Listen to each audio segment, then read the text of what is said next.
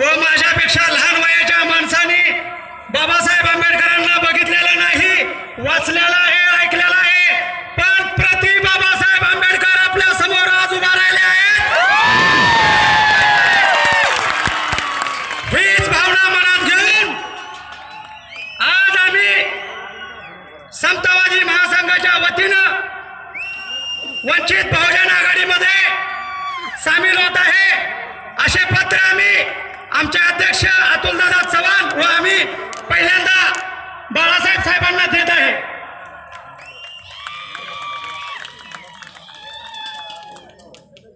या प्रवेशाच्या निमित्ताने एकदा त्यांच्यासाठी जोरदार टाळ्या होतात मित्रांनो। बहुजन वंचित आघाडीची ताकद या ठिकाणी क्षणोक्षण वाढतीये आणि अनेक लोकांचा पाठिंबा या बहुजन वंचित आघाडीला या ठिकाणी मिळतोय। जोरदार टाळ्या होतात।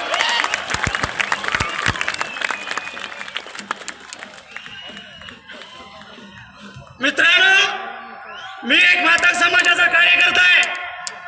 कितीतरी पिढ्या महार मागाच्या भांडणामध्ये गेल्या आणि महाराच्या भांडणामध्ये नेहमी बाकीच्या समाजाचं चांगलं झालं, पण बाबासाहेबांनी जे मातंग समाजासाठी केलेलं होतं ते काँग्रेसच्या पुढाऱ्यांनी किंवा मातंग पुढाऱ्यांनी कधीही मागामध्ये पेरलं नाही। परंतु समतावादी महासंघ आज अखंड महाराष्ट्रामध्ये बाबासाहेबांचं सर्व वचन व बाबासाहेबांनी मातंग समाजामध्ये केलेल्या सर्व घटना पेरत आहे। मातंग समाजाला माझं एकच आव्हान आहे, जर आपल्याला आजच्या काळामध्ये आजच्या पिढीमध्ये ताकदीने जर राहायचं असेल, आमच्या मित्रांना वागणारे आमचे नेते प्रकाश आंबेडकर साहेबांचं आणि व्यासपीठावरचे कार्यक्रमाचे अध्यक्ष जयसिंग तात्या शेंडगे, त्याचबरोबर वंचित बहुजन आघाडीचे दुसरे नेते ओवीसी साहेब व कार्यक्रमाचे सर्व व्यासपीठ सर्वांचे मी मनापासून आभार मानतो। आणि आज जो सांगलीमध्ये कार्यक्रम झालाय याच ठिकाणी नरेंद्र मोदीची सभा होती आणि मोदी साहेबांनी सांगितलं होतं चला सांगली करूया चांगली। मोदी साहेब सांगली नव्हे तर महाराष्ट्र चांगला करायला निघाले आहेत आंबेडकर साहेब। सर्व वंचितांना सांगायचं आहे, डॉक्टर बाबासाहेब आंबेडकर ना होते तो देशाचा नरेंद्र मोदी पंतप्रधान झाला नसता। डॉक्टर बाबासाहेब आंबेडकर ना होते तो महाराष्ट्राला मुख्यमंत्री फसवणीत झाला नसता।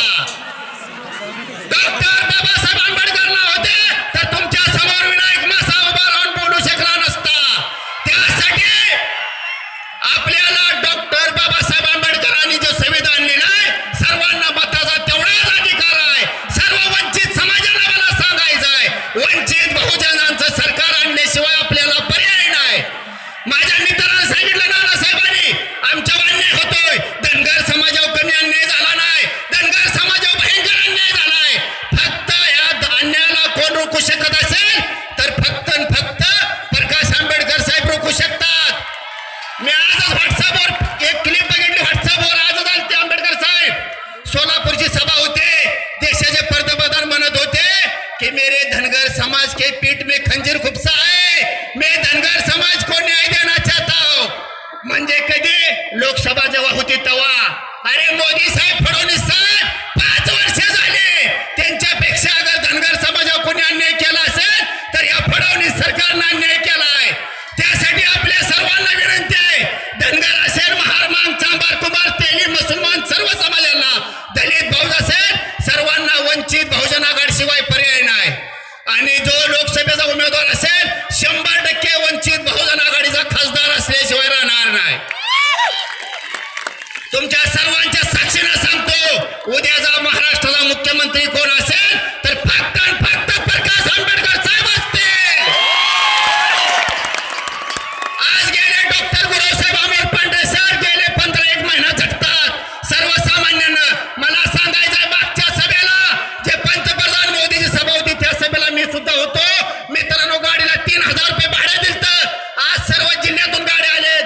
मला काल एका मित्राला फोन आला, साहेब आम्ही वर्गणी काढून गाड्या करतोय, तालुक्यातून फंड कार्यक्रमाला दिलाय। माझ्या आटपाडी असेल, जत असेल, इस्लामपूर असेल सर्व समाज बांधवांनी 500,000 रुपये देऊन हा कार्यक्रम आयोजित केलाय।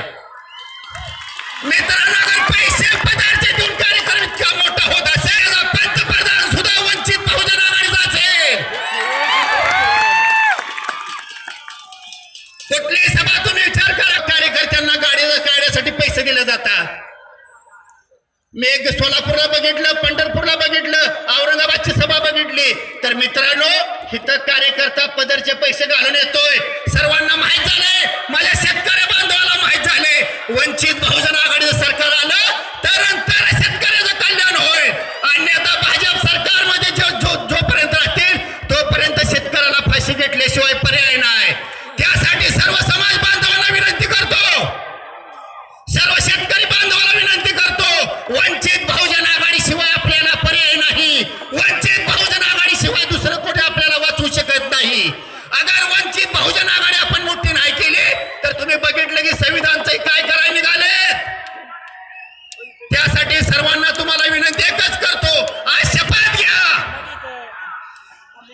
आपल्याला वंचित बहुजन आघाडीच्या उमेदवाराला मतदान दिल्याशिवाय पर्याय नाही.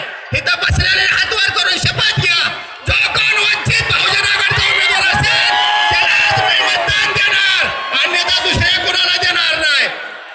प्रकाश आंबेडकर साहेब तुम आगे बढ़ो,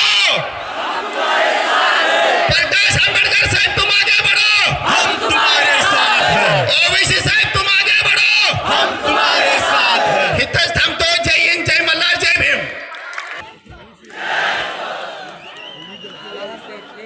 स्वातंत्र्य, समता, न्याय आणि बंधुता या तत्वावर आधारित समाज आणि शासन व्यवस्थेचा पुरस्कार करण्यासाठी ज्या ज्या चळवळींनी युगपुरुषांनी आपल्या आयुष्यातील कणाकणाचा उपयोग केला त्या सर्व युगपुरुषांना, त्यांच्या प्रेरक विचारांना मी माझा क्रांतिकारी जय भीम आणि जय मल्हार करतो आणि मी माझ्या शब्दांना या ठिकाणी सुरुवात करतो.